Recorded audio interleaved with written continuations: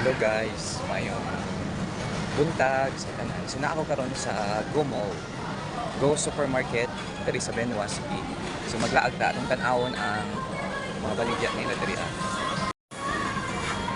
Na ako sa prutas section. So naibayabas sila. So na ay mga prutas nila. So hala unsan siya? Bagbag ulagi ni. Saan nga prutas? Ancho. So, napod sila ilubi. Na sila ilubi guys.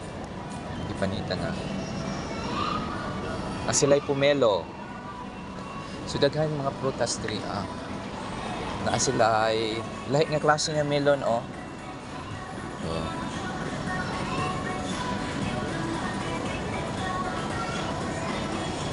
Kanina apod. Na sila yellow melon.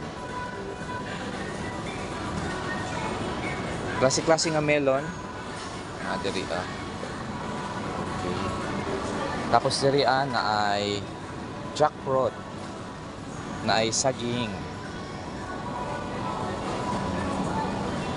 Wala ako diri pikas. So naapod mga melon, watermelon. Na sila mangga pod. Na sila mangga. Na sila passion fruit. Passion fruit. O ang dragon fruit diri sa Vietnam.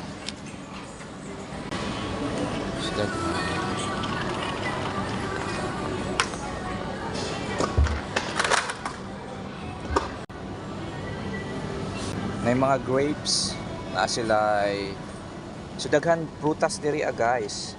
So na sila ay strawberry, na sila ay blackberry, na ay kiwi. Unsa man ni siya? Kuan siya kaning pear.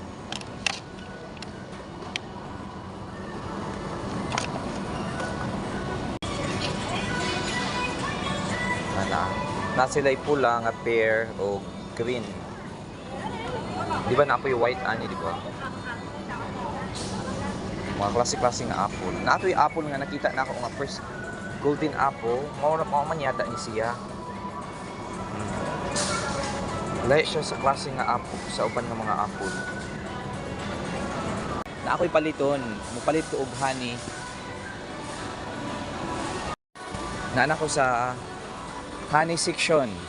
So mao ni ilang mga kuan diri So pangitaon ako tong last time nga akong napalit na barato lang ng honey. Na ato'y nakabutilya nga barato lang. So kini kini kuan lang. 70 na apoy 83. Kadto 93,000 Vietnam dong. Okay.